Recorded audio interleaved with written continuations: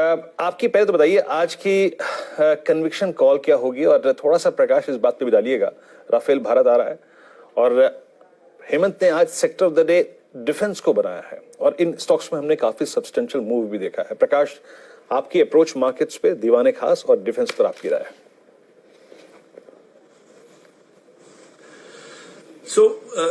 वीरू, मुझे बहुत चीज एक पसंद आई जो हेमंत ने खास स्पष्ट की कि पॉजिटिव्स को देखिए। ये पिछले 2-3 दिन से हो रहा है, पिछले हफ्ते से ही हो रहा था कि हम लोग नेगेटिव पे फोकस करने लगे, तो एक ऐसा माहौल बनना शुरू हुआ कि शायद अब करेक्शन वापस शुरू हो गया और प्रॉफिट बुकिंग का टाइम आ गया। प्रॉफिट बुकिंग ऑफकोर्स जायज है, इतने ऊंचे लेवल्स पे कुछ इतने अप्रिसिएशन के बाद कहीं ना कहीं प्रॉफिट बुकिंग तो आनी भी चाहिए। बट जो सेटअप मार्केट का है वो ये बता रहा है आपको कि रिजल्ट्स में जो दिग्गज कंपनी के रिजल्ट्स आ रहे हैं, और खास करके जो सेक्टर लीडर्स हैं, चाहे वो टेक्नोलॉजी हो या सीमेंट हो या बैंकिंग हो, उसमें सब में ये एक इंडिकेशन आ रहा है कि आपके पास अभी भी आंकड़ों का दम है, आंकड़ों में दम है। प्रॉफिटेबिलिटी और वो सब पे इतनी आंच नहीं आई है जो शायद रेवेन्यू पे आई हुई है। सो उसको देखते हुए मुझे ये लग रहा है कि अभी भी हमारे पास सेटअप में पॉजिटिव स्टॉक स्पेसिफिक मूव्स जो है वो बने रहेंगे, कायम रहेंगे, और उसके ऊपर करना चाहिए। आज इतने सारे नंबर्स हैं, इतने सारे नंबर्स होने की वजह से थोड़ा सा कंफ्यूजन इसलिए रहता है कि कल हमारी गुड बैड अगली की जो सूची है वो इतनी ज्यादा हो जाएगी और रिएक्शंस भी उस हिसाब से ज्यादा। और आपने भी कहा कि जो मार्केट में स्ट्रेंथ आ रही है वो नंबर्स के बलबूते आ रही है, which is more long lasting. So मैंने आज एक पिक चूज किया है और इसमें एक ही चेष्टा करना चाहूंगा कि इसको लेने की आप जल्दबाजी ना करें। आज नंबर्स हैं इसके शायद, और नंबर्स के बाद भी लेना चाहें तो लें, क्योंकि रिएक्शन थोड़ा बहुत आ सकता है नंबर्स के बलबूते, बट लॉन्ग टर्म बेसिस पे है। इसका नाम है IEX, इंडियन एनर्जी एक्सचेंज। और क्यों मैंने इसको चुना है, आप ये देखिए, जो लॉकडाउन में जो पावर का सारा क्षेत्र है वो हमने, जैसे यूटिलिटीज की हम बात करते हैं तो टेलीकॉम की बात करते हैं कि कुछ भी हो जाए आप बाहर निकल सके, ना निकल सके, काम पे जा सके, वर्क फ्रॉम होम में आपको टेलीकॉम का जो उपयोग है वो तो बढ़ना ही बढ़ना है। वैसे ही पावर का भी हो रहा है, वैसे ही गैस का भी हो रहा है। तो ये जो चीजें हैं आप देखिए कितनी स्ट्रेंथ इन सब यूटिलिटीज में रही है। चाहे वो गैस के स्टॉक्स देख लीजिए आप, MGL, IGL टाइप्स, खास करके MGL जो घरों में मुंबई के क्षेत्र में गैस सप्लाई करते हैं। पर अभी जो मैं जिस स्क्रिप्ट की बात कर रहा हूं वो है इंडियन एनर्जी एक्सचेंज, क्योंकि इनके लिए एक बहुत बड़ा चेंज आया है पिछले 1 महीने में। वो ये है कि सिर्फ जो बिजली का उत्पादन था उसका ये ट्रेडिंग जो प्लेटफॉर्म पे करते थे, उसके अलावा अब गैस का भी करना शुरू करेंगे। तो ये जो जिस टाइप का हम देख रहे हैं माहौल बनता हुआ जा रहा है, जो सरकार जो ओपन अप कर रही है, इसको डिसइंटरमीडिएट जिसको कहते हैं वो कर रही है, उसमें इस पर्टिकुलर क्षेत्र का, इस प्लेटफॉर्म का बहुत बड़ा उपयोग हो सकता है। इसमें अपने आप, और इसमें कोई इनकी लागत और लगनी नहीं है, तो रिटर्न रेशियोज और वो सबको देखते हुए मुझे लगता है ये आपको आगे चल के एक अच्छा लॉन्ग टर्म बेसिस पे डिलीवर करने वाली चीज बन सकती है। और थोड़ी सी अंडर ओन्ड है फिलहाल, बट आगे चल के ये अच्छा खासा इसमें रुझान बन सकता है। बहुत सही आपने कहा। मुझे याद है ये नेस्ले में नई खरीदारी से पहले या ये भाव ठीक है? दीवान साहब बताइए, नेस्ले पर क्या राय है आपकी?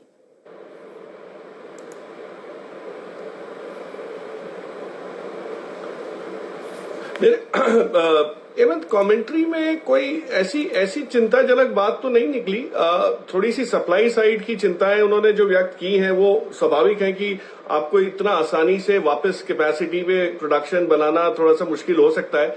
बट मुझे लगता है कि इस स्पेस में आपके पास विकल्प जो है उसकी वजह से लालच ये हो जाती है कि जो चीज नहीं चल रही, थोड़ी सी सुस्ता रही है, उसकी जगह हम कहीं और पैसा लगा सकते हैं। तो उस लिहाज से, उस only from that perspective, not कि नेस्ले में बहुत चिंता है, बट कहीं और आपको अगर कोई अच्छी चीज या मजबूत चीज मिल रही है तो वहां पे आपको जाने की थोड़ी सी वो चेष्टा करनी चाहिए।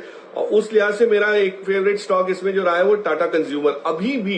अभी भी जो जिस टाइप का इसमें कंसोलिडेशन हुआ, जो एक री रेटिंग की शुरुआत हुई है, आपने ये नहीं देखा कि इसमें इतना बहुत बड़ा मुंह आया हो कि आउट परफॉर्मर की कैटेगरी में ऑलरेडी आ जाए। बट इसकी क्षमता पूरी है कि ये आपको धीरे धीरे यहां से भी एटलीस्ट 20-25% अपसाइड जो है अगले क्वार्टर 2 क्वार्टर में दे पाएगा। तो आई वुड रादर बिलीव कि कोई नेस्ले में अगर है या पोजीशन नहीं लेना चाहता है तो उसके लिए रुक जाए, और उसकी जगह मैं एक विकल्प दे रहा हूं, वो है टाटा कंज्यूमर। सेम स्पेस में से, ऑफकोर्स बिजनेस मॉडल अलग है। ये मैगी की मोनोपोली जो आपने बताई वो ऑफकोर्स इनकी नहीं है, लेकिन जो डिसरप्शन सप्लाई साइड के हो रहे हैं एटलीस्ट उससे ये परे है, उससे ये इसको कोई इम्पैक्ट नहीं होगा और आपको अच्छी खासी जो है ग्रोथ इसमें दिखनी शुरू हो जाएगी। सो नेस्ले को yes you can give it एक क्वार्टर का और उसको थोड़ा सा हम वेट करने के लिए वो करेंगे, लेकिन बाकी चीजें एफएमसीजी से निकलना नहीं हो, एक्सपोजर आपका बना रहे, कायम रहे, उस वजह से मैं बता रहा हूं एक और विकल्प इसमें से ये बन सकता है। लेता हूं, उसके बाद टेक्निकल एक्सपर्ट्स के पास भी आते हैं। दीवान साहब, ये लाइन लगाकर जो इन्वेस्टर्स आ रहे हैं इसको कैसे रीड करेंगे आप? नहीं, यही है इस स्टॉक के पीछे जो चाल आपने देखी है कुछ समय में हेमंत, ये इसी का कॉन्फिडेंस दिखा रहा है कि जो इस टाइप के इन्वेस्टर आना चाहते हैं और जिस मात्रा में लेना चाहते हैं कंपनी को, इनफैक्ट एक जगह तो एक स्टेज तो ये आ गई थी कि आरबीआई से परमिशन मिलेगी कि नहीं मिलेगी इस प्रेफरेंशियल अलॉटमेंट की, ये भी चिंताएं हो रही थी। सो इतनी बड़ी मात्रा में जब कॉन्फिडेंस हो लोगों का फंड्स का बाहर से आके पैसा लगाने का, तो एक बॉटम सा बन गया है इंडस्ट्री में, ये एक एहसास हो रहा है। और जो इसके अंडरलाइंग पोर्टफोलियो में जो वीकनेस थी टेलीकॉम और ये सब को लेके जो चिंताएं बनी थी, वहां भी आप देख रहे हैं थोड़े से काले बादल जो गहराए हुए थे वो सारे धीरे धीरे वो सुलझते जा रहे हैं। So I think there is a improvement, इसकी पर्टिकुलरली बैंक के अंडरलाइंग पोर्टफोलियो में इम्प्रूवमेंट की भी एक्सपेक्टेशन है। जो आशीष ने आंकड़ों में कहा कि वो धीरे धीरे इम्प्रूव होंगे, ऐसा होगा। इस बार के आंकड़ों में इतनी कोई उत्साहजनक कुछ चीज नहीं थी, बट ये प्रेफरेंशियल अलॉटमेंट की वजह से है। और स्टॉक को करना क्या है, मुझे लगता है इस अनाउंसमेंट के बाद थोड़ा प्रॉफिट बुकिंग का दौर आपको अब दिखेगा, क्योंकि वो buy on rumour sell on news वाला जो मामला है वो यहाँ पे बिल्कुल सेट होगा और थोड़ा सा यहाँ से प्रॉफिट बुकिंग भी आपको आगे चल के दिखना शुरू हो जाएगा।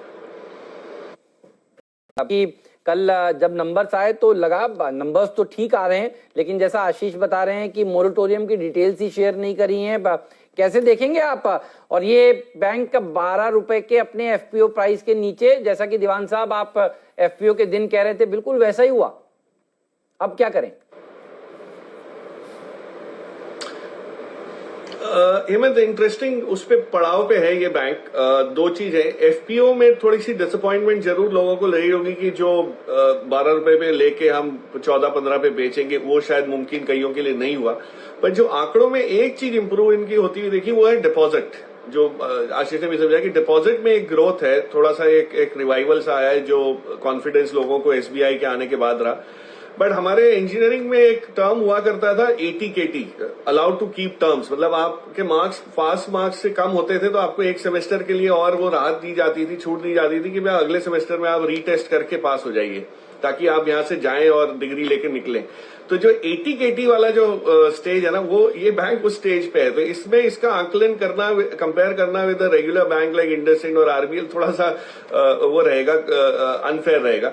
इसको अभी दौड़ने चलने की जो इसकी क्षमता बन रही है उसको थोड़ा समय देना पड़ेगा।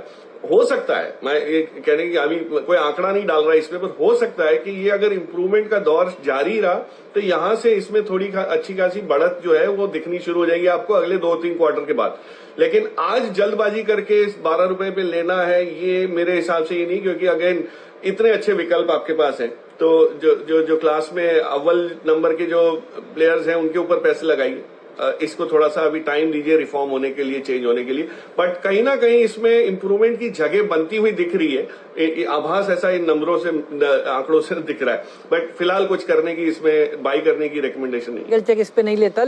इसको मैक्वायरी का लक्ष्य आपको बता दूं, उन्होंने डाउनग्रेड किया है, लेकिन 399 का टारगेट दिया है। दीवान साहब बताइए, हेक्सावेयर कैसे पढ़ेंगे आप इसे? नहीं, इसमें हेमंत जो हेडविंड है वो डीलिस्टिंग की वजह से और जो बाईबैक और जो कॉर्पोरेट एक्शंस है उसकी वजह से है, आंकड़ों में या परफॉर्मेंस में नहीं। पर मैं एक चीज जो आशीष ने बताया उसमें से एक चीज की जो झलक बहुत क्लियरली आ रही है वो ये है कि मिड कैप आईटी ने जिस टाइप का परफॉर्मेंस दिया, चाहे वो NIT टेक हो या हमारा पहला बिरला सॉफ्ट, एक आशिकी उस पर बहुत ही 90 रुपए के आसपास। और आप देखिए जिस हिसाब से परसिस्टेंट सिस्टम देखिए पिछले 2 दिन में जो चाल आई है नंबर्स के बाद, मैं ये कहने की कोशिश कर रहा हूं कि जो ट्रेंड लोगों को पकड़ना चाहिए वो ये होता है कि जब नंबर्स आते हैं तो सबसे पहले TCS और विप्रो और इन्फोसिस के आते हैं। लेकिन जो मिड कैप आईटी है, अगर ये 3-4 अच्छी कंपनीज चल रही हैं और बता रही हैं कि ट्रेंड अब ठीक है, बॉटमिंग आउट हो गया है, वर्स्ट इज बिहाइंड अस, तो आपको इसके अंदर ये सब चीजें तब पकड़नी चाहिए। अब थोड़ा सा लेट होते जा रहा है क्योंकि बहुत बढ़िया चाल हर एक मिड कैप आईटी में भी आई है, बट इस सारे समूह में एक कंपनी जो अभी तक मुझे लगता है जिसने अभी तक री रेटिंग जिसकी बाकी है या परफॉर्मेंस के बलबूते जो अभी तक बातें नहीं हुई है, वो है टाटा एलेक्सी। उस पे अगर आप थोड़ा सा फोकस करेंगे तो उसका भी बिजनेस जो है, जो बिजनेस मॉडल है, वो ये लॉकडाउन में, ग्लोबल लॉकडाउन की वजह से उसमें काफी चीजें खराब पहले हुई, अब थोड़ी सी चीजें सुधरना भी शुरू हुई हैं। तो टाटा एलेक्सी एक मेरे हिसाब से एक स्टॉक है इस पर्टिकुलर स्पेस में, मिड कैप आईटी में अगर गिने इसको, और ऑफकोर्स टेक चेक लेके हम कंफर्म भी कर सकते हैं, पर वहां पे मुझे थोड़ा सा एक रुझान जो है ट्रेडिंग पर्सपेक्टिव से है, क्योंकि देखिए कल एक्सपायरी है और एक्सपायरी से पहले फिर इसका मूव कैसा होगा ये भी बाजार देखेगा। अगर ये मजबूत होगा तो मार्केट आराम से 11,450 500 की तरफ बढ़ता हुआ नजर आएगा। आरआईएल पर आपकी टिप्पणी?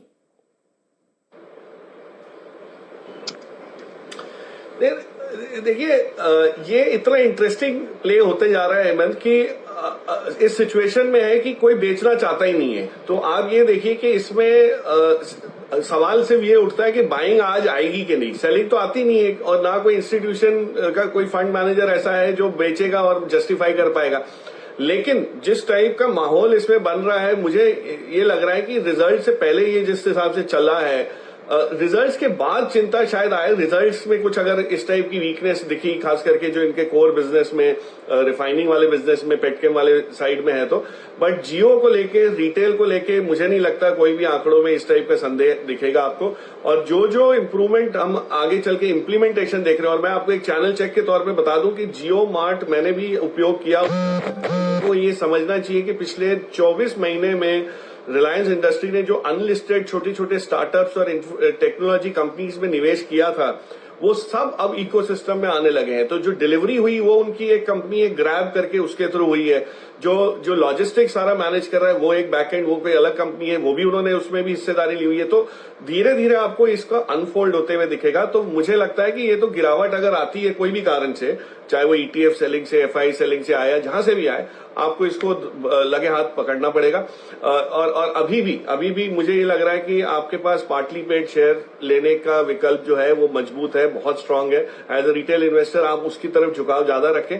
हाँ, रिजल्ट्स में जैसे मैंने कहा कि अगर कुछ नेगेटिव आता है तो आपको शुक्रवार को वापस चांस मिल जाएगा लेने का, लेकिन अभी बेचने की कोई वो या प्रॉफिट बुक करने की कोई राय नहीं है, अभी भी कायम है। और मेरा टारगेट इस पे 2323 का है, 2323 का जो टारगेट मेरा है वो ये इसलिए है कि इसमें अभी भी मुझे लगता है बाइंग, जो पेंट अप बाइंग है वो आ सकती है, हो सकता है एक्सपायरी से पहले ही आ जाए। बड़े दिनों बाद मैंने दीवान